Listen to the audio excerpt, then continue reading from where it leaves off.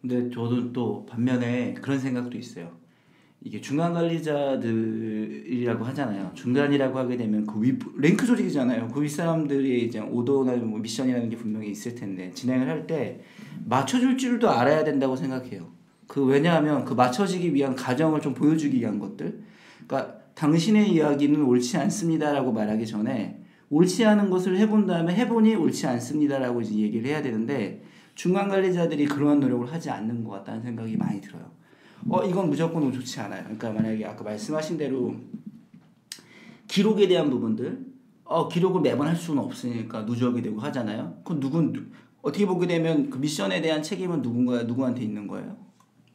그 미션에 대한 책임은 누구한테 있는 거예요? 왜 나한테 물어보세요? 예를 들어서 그 미션에 대한 책임은 사회복지사와 팀장이 가지고 있는 미션을 수행하지 못하는 거라고 생각이 들어요. 그럼 그걸 효과적으로 할 수 있는 방법이 뭐 있을까? 아까 선생님 말씀하신 것처럼 기록에 대한 부분을 좀 더 축소시킨다는 게 그러니까 정확하게 명료하게 언제 어디서 육가원칙에서 뭐 기록을 한다든지 뭐 짧게 기록하게끔 만든다는 그 양식을 만들어서 가져간다든지 아니면 시스템 자체를 4시에는 무조건 복지관에 들어와서 이걸 기록합니다. 아니면 만약에 4시 이후에 복귀할 사항이 발생이 되면 무조건 시간회를 진행합니다. 뭐 이런 식으로 해서 그 기록물을 맞춰야 됩니다라고 하는 뭐 그런 시스템을 만든다든지 그렇게 보니까 당신 얘기가 무조건 옳지 않아요가 아니라 그거를 맞추기 위해서 팀장들도 그 팀원들에게 명분을 좀 제공해 주면서 좀 그런 분위기를 좀 조성해야 되는 노력도 필요하다고 생각이 들어요.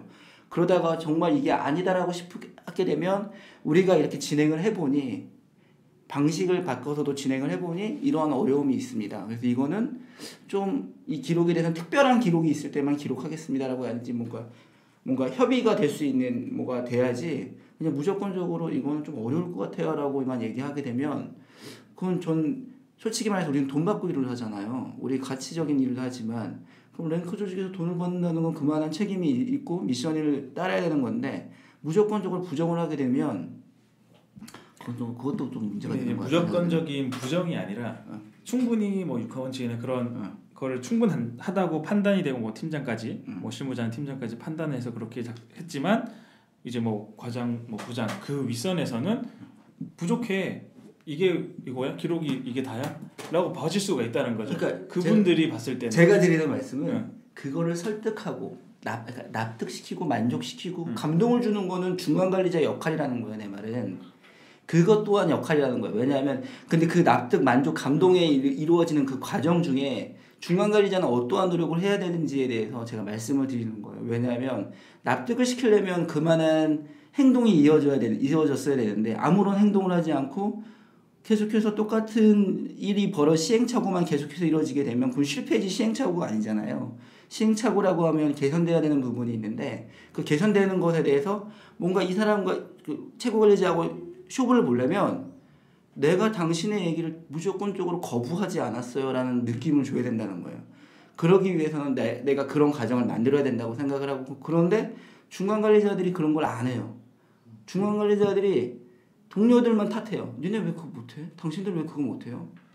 충분히 할 수 있잖아요. 오늘 뭐 어떻게 이런 식으로만 이렇게 뭐 똑같은 랭크 조직의 상위 랭크자로서의 얘기하는 것이 아니라 그들한테도 설득해야 되는 역할을 가지고 있는 게 중간관리자의 역할이라는 거죠. 그 중간관리자가 그러니까 이들도 알 거예요. 나와의 신뢰관계라고 하는 거는 나의 업무 역량 그리고 중간관리자로서의 뭐 책임감이나 그런 것들이 이들에게 보여질 때 이들이 따라온다고 생각하거든요. 근데 이제 그런 게 되지 않으면 무조건적으로 거부하고 가치관에 맞지 않다고 뭐 거부하고 그렇게 하게 되면 이 친구들도 똑같이 중간관리자가 왔을 때 거부하고 그렇게 하는 걸로만 인식이 될까봐 저는 그건 중간관리자가 이제 어떻게 아까 선생님이 말씀하신 것처럼 훈련이 안 된 중간관리자가 위에 올라갔을 때 그런 일이 벌어진다고 생각이 들어요. 그거는 협의 조정을 못하는 중간관리자의 탓이 크다고 생각이 들어요. 저는 그거는. 근데 저는 그 여러 번 팟캐스트를 들었는데 선생님께서 아마 중간관리자로서 중간관리자의 역할을 좀 우리 해보자라고 하는 쪽으로 이야기하시는 거라고 생각해요. 네네네. 그래서 저는 의지는 참 좋고 의도는 좋다고 생각하나 중간 관리자가 영향력이 최고 관리자보다 높지 않다고 생각해요. 예. 그래서 최고 관리자는 최고 관리자로서 역할을 하는 조직, 그 중간 관리자는 중간 관리자로서 역할을 하는 조직, 실무자는 실무자로서의 역할을 하는 조직, 이것이 어우러졌을 때 좋은 조직이 나오지.